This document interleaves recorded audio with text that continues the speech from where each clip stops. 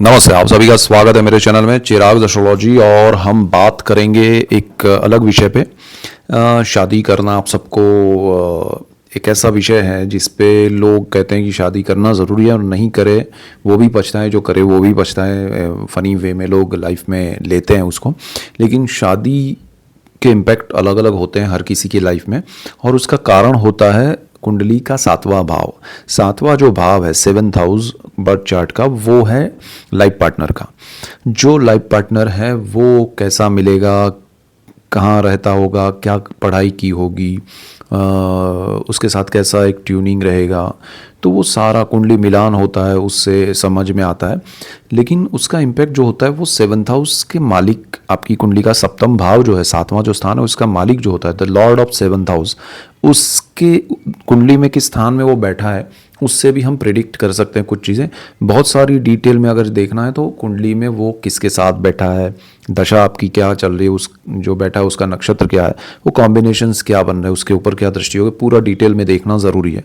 लेकिन एक मेन जो अगर पॉइंट्स की हम बात करें कि कुंडली का 7th हाउस का मालिक जो सप्तम भाव है, उसका मालिक कुंडली में किस भाव में बैठा है, आपके फर्स्ट हाउस में है, सेकेंड हाउस में है, थर्ड हाउस में है, कहाँ बैठा है, तो उसका क्या असर होगा वो हम जानने की कोशिश करते हैं। अगर आप चैनल पर नए हैं तो सब्सक्राइब कीजिए, बेल आइकन ज़रूर दबाएं ताकि आपको तुरंत नोटिफिकेशन मिले और आपको लाभ हो, और आप सबको लाभ होगा तो मुझे खुशी होगी। तो यहाँ पर 7th हाउस का जो मालिक है, अगर आपकी कुंडली में प्रथम भाव में है, पहला स्थान है कुंडली का फर्स्ट हाउस, तो वहाँ पर कुंडली के पहले स्थान में अगर वो है तो आपको अच्छा लाइफ पार्टनर मिलेगा, लेकिन थोड़ा ज़िद्दी होगा। आपकी उनके साथ बनेगी ज़रूर लेकिन चलेगी नहीं आपकी, वो उनकी चलेगी। तो वो अपने विचारों को आपके साथ शेयर तो करेंगे, लेकिन उस विचार जो है उन्हीं विचारों को मान के आपको चलना पड़ेगा। यहाँ डोमिनेट करने वाली बात नहीं है, लेकिन ये इफ़ेक्ट होगा, ठीक है। अगर सेकेंड हाउस में है, यानी कि दूसरे भाव में है कुंडली के, आपके सप्तम भाव का मालिक, तो आपके और उनके बीच में विचारों के भेद रहेंगे और आपके और उनके विचार और वाणी में बहुत फ़र्क होगा, और ज़्यादातर हेल्थ इश्यूज़ कहीं ना कहीं एक दूसरे को लगेंगे। और ख़ासकर आपके लाइफ पार्टनर जिनका कुंडली में सेकेंड हाउस में होगा सप्तम भाव का मालिक, उनका लाइफ पार्टनर थोड़ा हेल्थ को लेके प्रॉब्लम्स उनको रहेंगे। तो वो चीज़ आपको समझनी चाहिए। वो कितना हद तक होगा वो डिपेंड करेगा एंटायर बर्थ चार्ट पे। सप्तमेश यानी कि 7th हाउस का मालिक अगर आपकी कुंडली में तीसरे भाव में है, थर्ड हाउस में, तो वहाँ पर ये आपके लाइफ पार्टनर के लिए बहुत अच्छा समय, लग्न जीवन जो है, मैरिड लाइफ है, वो अच्छी चलती है और आपको एक दूसरे का सहयोग मिलता है और ये बहुत अच्छा योग बनाता है।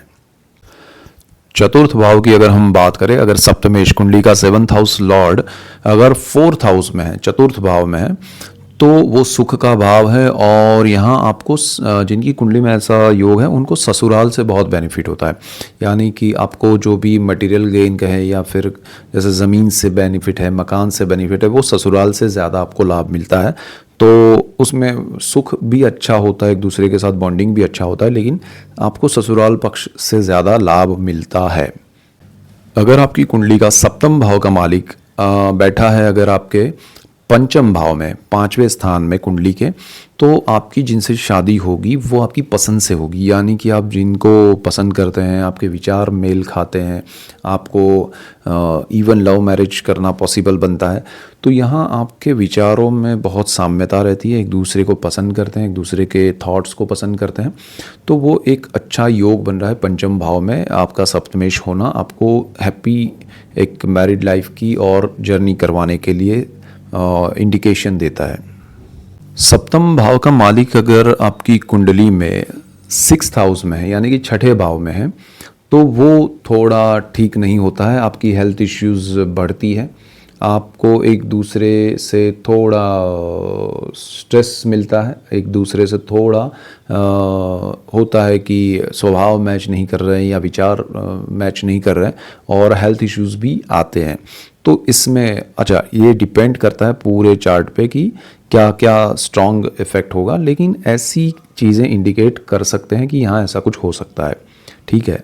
सप्तम भाव का मालिक यानी Lord of the 7th house अगर 7th हाउस में ही है, सप्तम भाव में ही है, तो फिर वो बहुत अच्छा है। आपके जीवन में बहुत अच्छे लाइफ पार्टनर का संयोग बनता है। एक दूसरे को समझ के चलना, एक दूसरे को सपोर्ट करना और एक दूसरे के सपोर्ट से आगे बढ़ना, वो आपके लिए बहुत अच्छा योग बन सकता है। तो सप्तम भाव में सप्तमेश का होना बहुत अच्छा है।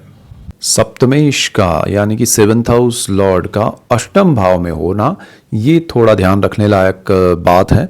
यहाँ पर आपको ध्यान देना पड़ेगा कि वो अष्टम भाव में किस स्थिति में है।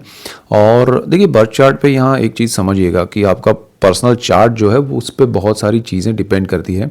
ये सिर्फ एक पॉइंट्स की तरह इसको लीजिएगा कि अष्टम भाव में सप्तमेश अगर कुंडली का सेवन्थ हाउस का मालिक बैठा है तब कुछ ना कुछ परेशानी रहती है। और वो परेशानी डिपेंड करती है आपकी कुंडली किस लग्न की है, किस राशि का आपका सप्तम भाव है, अष्टम भाव में क्या है, अष्टम भाव में कॉम्बिनेशन क्या है। लेकिन परेशानी ज़रूर रहती है, थोड़ी बहुत तो होती है। तो उसको अवॉइड करने की बजाय उसके उपाय करने चाहिए।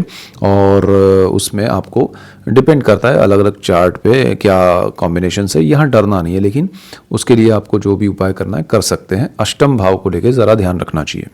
सप्तम भाव का मालिक यानी कि सप्तमेश कुंडली का सेवन्थ हाउस लॉर्ड अगर आपके नाइन्थ हाउस में है, नाइन्थ हाउस जो है वो आपका भाग्य है, भाग्य भुवन है, और वहाँ पर अगर वो बैठा है तो आपकी शादी के बाद आपका भाग्य उदय होता है। यानी कि अगर आप बहुत समय से वेट कर रहे हैं, जिनकी कुंडली में सेवन्थ हाउस लॉर्ड जो है वो नाइन्थ हाउस में है, तो उनको शादी कर लेनी चाहिए। उनको शादी से बहुत बड़ा भाग्य उदय होगा।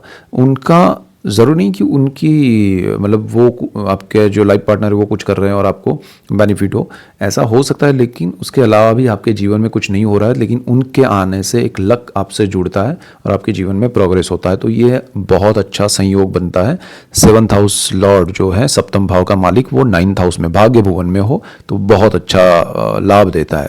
सप्तम भाव का मालिक अगर कर्मस्थान में हो यानी कि जहाँ आपकी कुंडली का 10th हाउस है, 10वें भाव में है, तो वहाँ पर अगर आपका कर्मस्थान में सप्तम भाव का मालिक है, 7वें स्थान का मालिक, तो हो सकता है आपका लाइफ पार्टनर भी आपको कार्य क्षेत्र में हेल्प कर रहा है। चाहे आप बिजनेस कर रहे हैं तो उसमें हेल्प कर रहा है, अगर आप जॉब कर रहे हैं तो वो भी कुछ जॉब कर रहे हैं या कुछ बिजनेस कर रहे हैं। मतलब उनका कहीं से अर्निंग होना और आपको सहाय मिलना, सपोर्ट मिलना, वो पॉसिबल बनता है अगर आपका 7th हाउस का मालिक 10th हाउस में है। तो ये भी एक अच्छा योग है, इसमें कोई ज़्यादा नेगेटिविटी नहीं है।